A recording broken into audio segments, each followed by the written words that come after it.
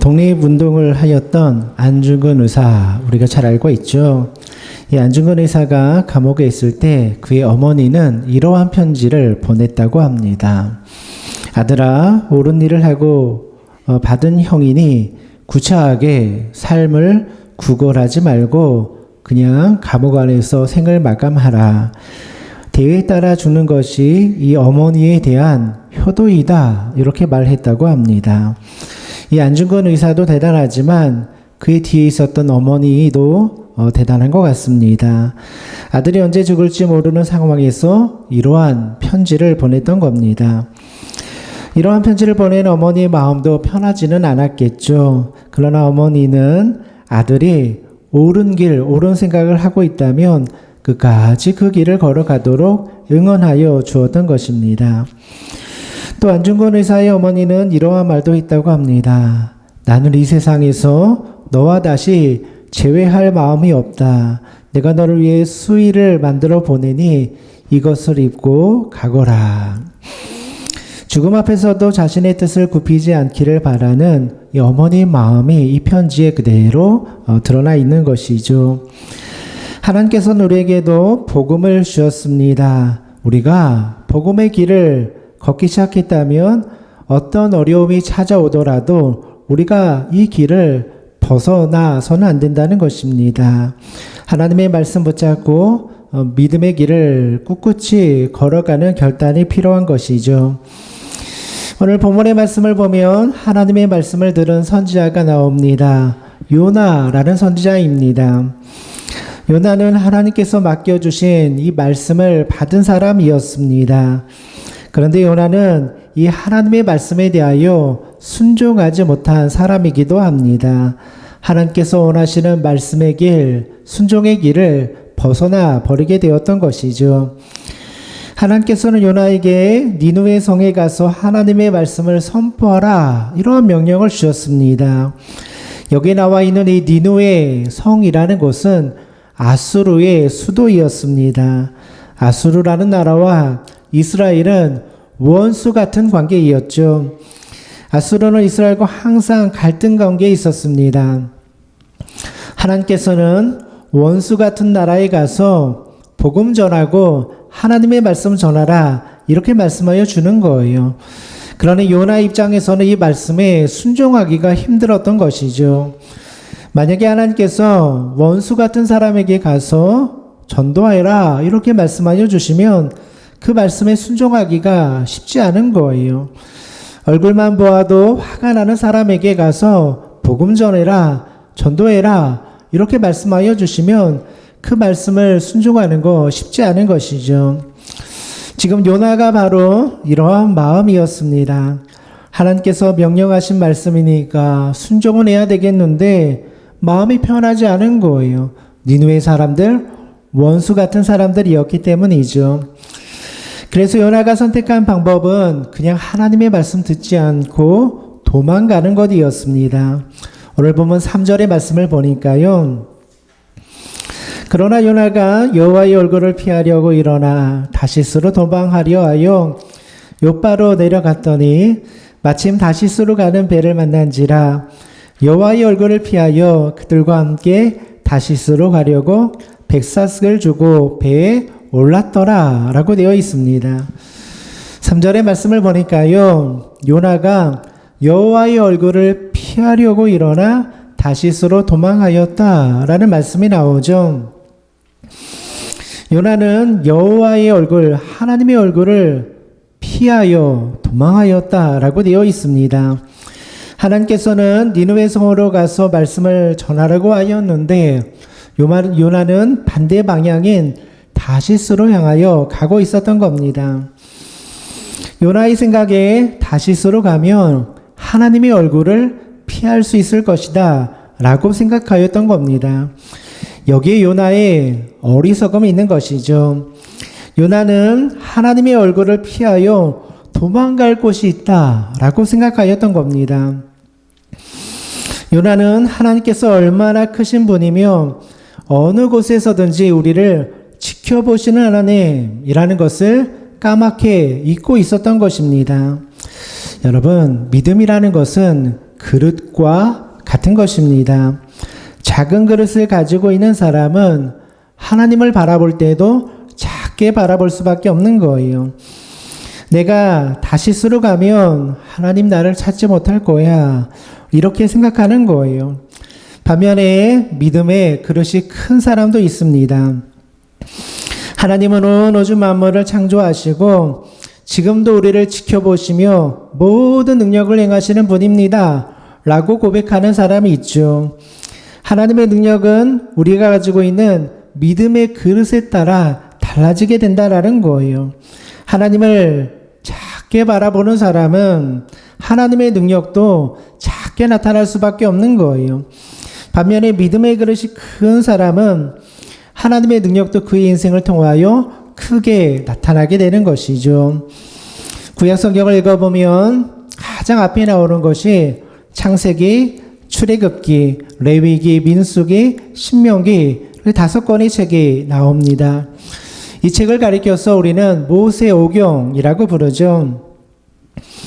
이 모세오경을 통해서 하나님께서 주시는 가장 중요한 성경의 주제가 무엇입니까? 하나님은 크신 분이라는 거예요. 그래서 창세기 1장의 말씀을 보면 하나님께서 천지를 창조하시는 장면이 나오죠. 천지 창조는 하나님이 어떠한 분인지를 우리에게 보여주는 말씀입니다. 하나님은 이 세상을 창조하신 분이라는 거예요.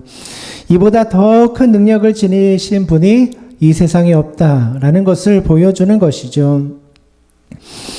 우리가 창조주 하나님을 믿는 것은 굉장한 일입니다.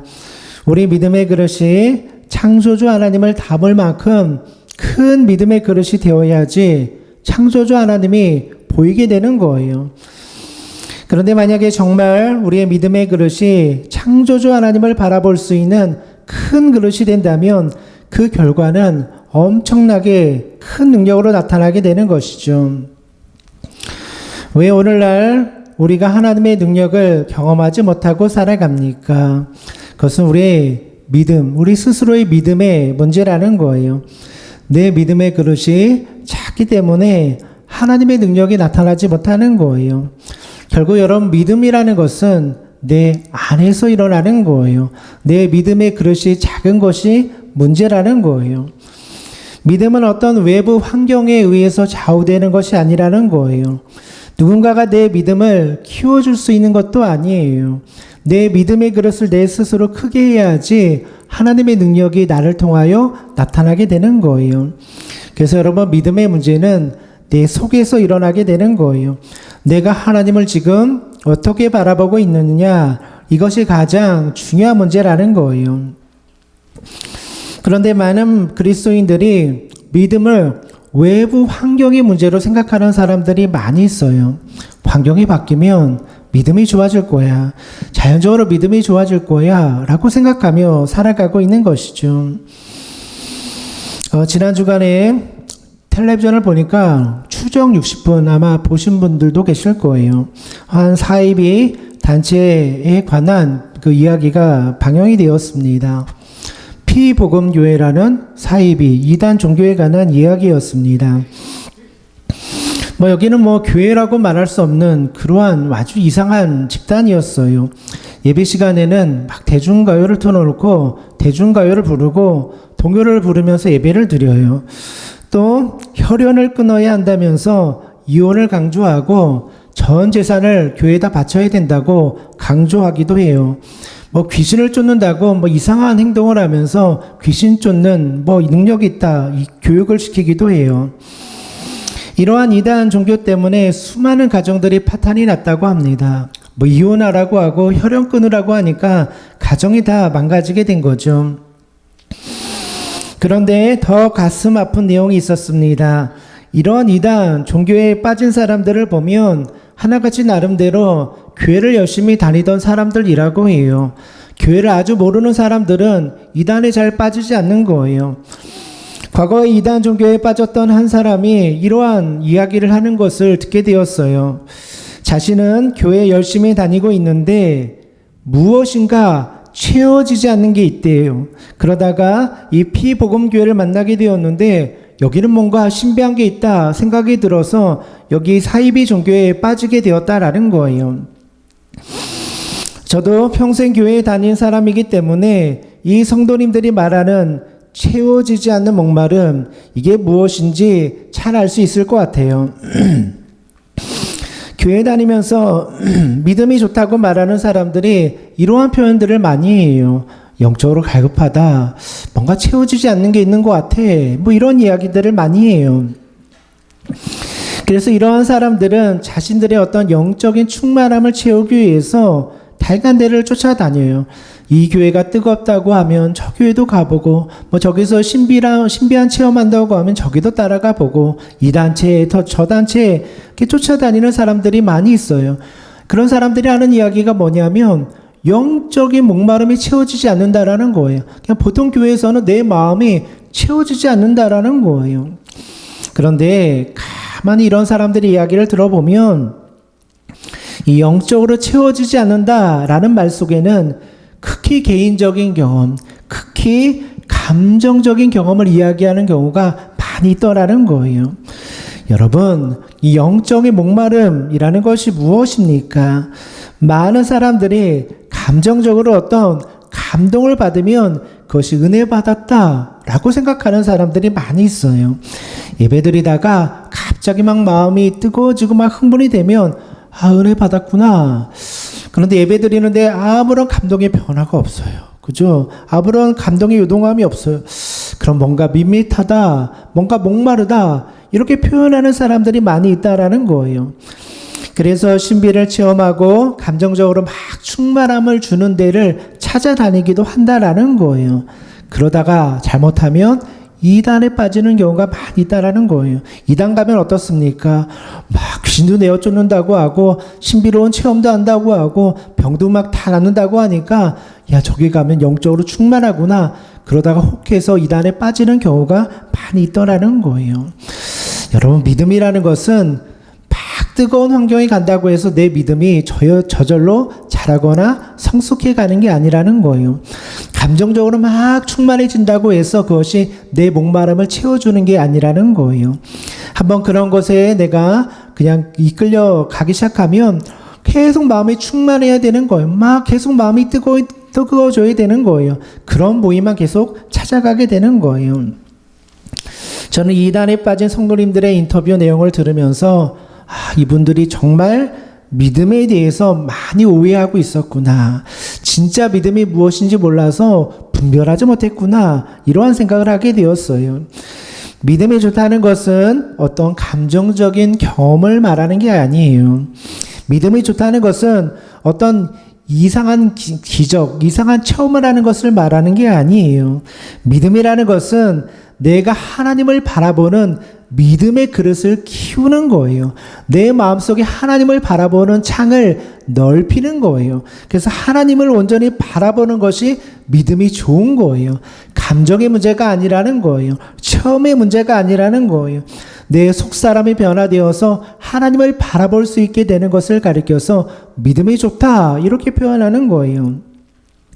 그래서 결국 믿음은 내 안에서 일어나는 거예요. 내 속사람 안에서 일어나는 거예요. 뜨거운 외적인 환경, 뜨거운 교회, 뜨거운 모임에 간다고 해서 내 믿음이 저절로 좋아지는 게 아니에요.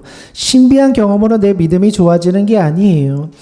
그 사람이 얼마나 하나님에 대해서 확신하고 있는가, 얼마나 창조주 하나님, 우리를 지으신 하나님을 온전히 바라보고 있는가, 이것으로 그 사람의 믿음을 결정하게 된다는 거예요. 오늘 본문에 나오는 요나를 보십시오. 그도 믿음이 좋은 사람인 줄 알았어요. 유대인이고 선지자이었어요. 그러나 요나는 하나님을 잘 알지 못하는 사람이었어요. 그냥 다시스로 도망가면 하나님의 얼굴 피할 수 있다. 이게 요나의 생각이었어요. 요나는 성전에만 하나님이 계시지 세상 밖에는 하나님이 계신 것을 알지 못했던 거예요. 여러분, 믿음은 어려운 것이 아닙니다. 하나님께서 어느 곳에든지 나와 함께하여 주심을 내가 바라볼 수 있으면 그것이 바로 믿음이라는 거예요. 교회에서 예배를 드릴 때도 하나님 바라보죠. 우리 하나님 생각하잖아요. 그런데 일상생활 속에 돌아가서도 하나님을 바라볼 수 있는 사람, 이러한 사람을 가리켜서 믿음이 좋다 이렇게 이야기하는 거예요. 교회 안에서만 기도하는 것이 아니라 지하철을 타고 갈 때도, 가정에서 일을 하고 있을 때도 하나님을 바라보고 기도할 수 있는 마음이 있다면 이 사람은 믿음이 좋다 이렇게 표현하는 거예요. 하나님은 교회 안에만 계신 분이 아니라 내가 살아가는 일상생활 속에서도 나를 지켜보고 계신 분이라는 것을 내가 믿기 때문이죠. 요나에겐 바로 이러한 믿음이 부족했던 거예요. 성전 안에만 계신 하나님, 그죠? 다시스로 도망가면 하나님이 나를 못 볼 거야. 이 요나의 생각이었던 거예요. 선지자이지만 얼마나 어리석고 얼마나 부족한 믿음입니까? 요나는 하나님의 얼굴을 피할 수 있다 생각하였어요. 그래서 다시스로 향하는 배를 타고 도망가기 시작합니다. 그런데 요나가 가는 길에 큰 문제가 생기게 되죠. 오늘 4절 말씀을 보니까요. 하나님께서 큰 바람을 바다 위에 내리심에 바다 가운데 큰 폭풍이 일어나 배가 거의 깨지게 된지라 라고 되어 있습니다. 4절의 말씀을 보니까 여호와께서 큰 바람을 바다 위에 내리셨다라는 말씀이 나오죠. 요나가 타고 가던 배가 풍랑을 만나고 큰 어려움을 만나게 된 거예요. 그런데 4절 말씀의 중요한 것은 이 바람과 풍랑을 누가 보내셨습니까? 여호와께서, 하나님께서 보내셨다라고 성경은 기록하고 있어요. 그러니까 요나가 만난 이 바람은 하나님께서 의도적으로 요나에게 보내주신 바람이라는 거예요. 큰 바람이 불어서 요나가 타고 있던 배가 다 깨어져 버린 거예요. 요나 인생 가운데 큰 역경이 찾아오게 된 거죠. 요나가 이러한 고난을 당하게 된 이유는 그가 하나님의 말씀에 불순종하여 하나님이 원하시는 방향과 다른 방향으로 걸어갔기 때문이다 라고 말씀하고 있죠. 그래서 하나님께서는 요나가 가는 길을 막기 위하여 풍랑과 바람을 보내주신 거예요. 우리는 여기서 한 가지 중요한 진리를 깨닫게 됩니다. 여러분, 때로는 인생의 길이 막히는 것이 때때로 우리에게 축복이 될 수 있다라는 거예요. 때로는 인생 가운데 고난이 찾아오는 것이 축복이 될 수 있다라는 거예요. 하나님께서는 우리가 가는 길을 막으시고 때로는 다른 길로 가라 말씀하여 주기 위해서 고난을 보내실 때도 있고 풍랑을 보내실 때도 있다라는 거예요. 사람들은 인생의 길이 막히게 되면 당황하게 돼요. 왜 하나님께서 나에게 이러한 고난을 보내주셨을까? 왜 나에게 이러한 역경을 보내주셨을까? 당황하기도 하고 하나님을 원망하기도 하죠. 그러나 시간이 지나가 보면 먼 훗날을 돌이켜 보면은 하나님께서 그래서 그때 나를 그렇게 막으셨구나 깨달아질 때가 있는 거예요. 당시에는 이해가 되지 않는데 시간이 지나고 나 보면은 하나님이 그래서 그 길을 막으셨구나. 나에게 더 좋은 거 주시기 위해서, 더 하나님이 원하시는 길을 걷게 하기 위해서 그때 막으셨구나. 그거 깨닫게 될 때가 있더라는 거예요.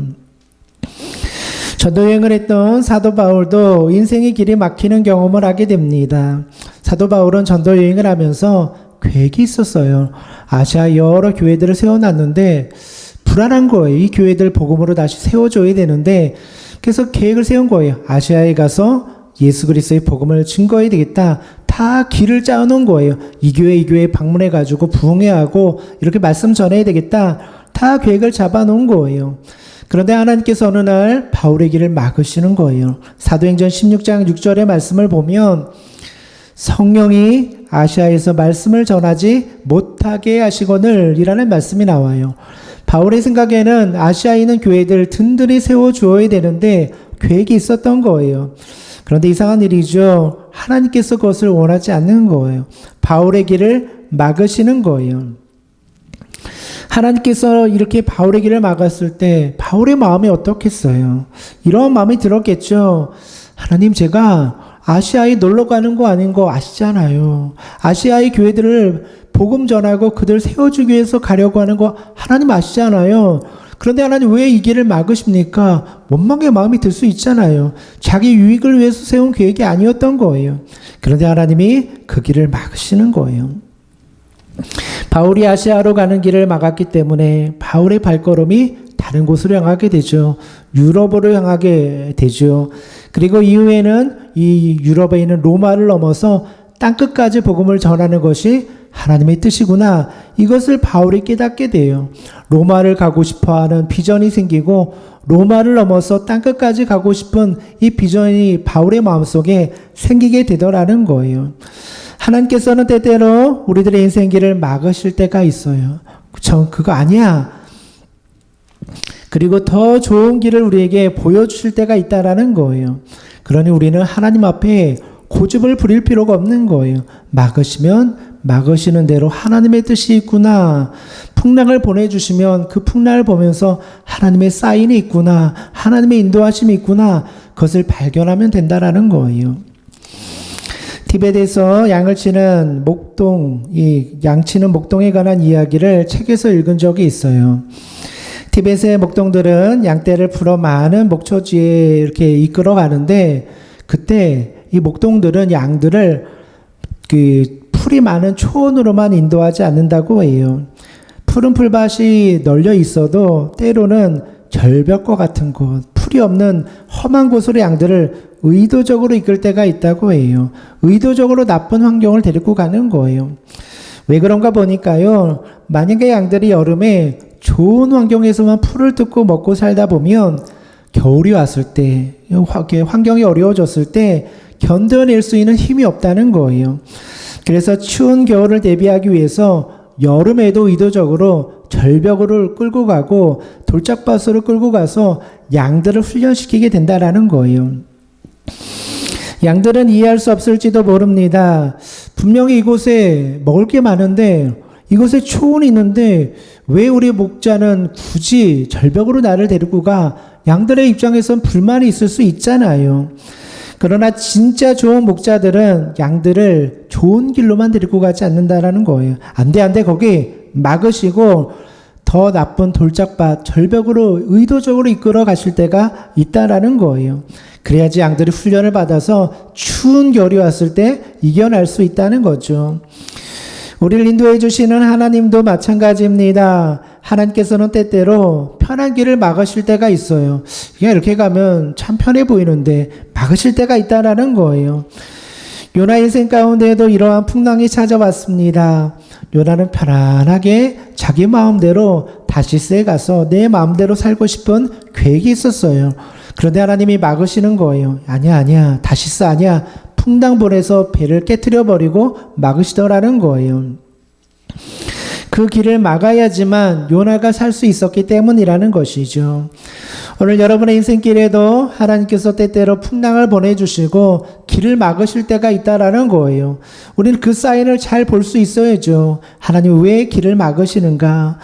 때로는 내가 하는 기도가 바로 응답되지 않을 때도 있어요. 기도도 답답할 때가 있잖아요. 기도 드리는데 막 즉각 응답되면 얼마나 좋아요. 안 그렇잖아요. 왜 더디게 응답될까? 왜 하나님 다르게 응답하여 주실까? 그 속에 하나님의 뜻이 있다라는 거예요. 기다림의 시간을 통하여 하나님의 뜻을 볼 수 있게 하여 주시는 거예요. 기다림의 시간을 통해서 우리의 믿음이 더욱더 단단하게 만들어주시는 하나님의 연단과 훈련의 과정이 있더라는 거예요.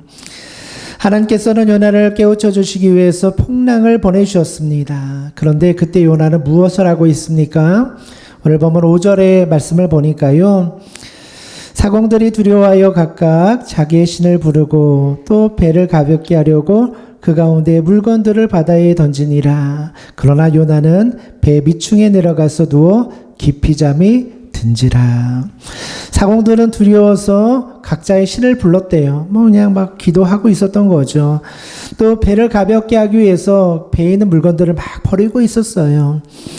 그런데 그 시간에 요나는 어디에 있습니까? 배 밑층에 내려가서 누워서 깊이 잠을 자고 있었다라고 성경은 말씀하고 있어요. 요나는 왜 하나님께서 니느웨 성으로 가라고 말씀하여 주었을 때 그 말씀에 순종하지 못했을까요?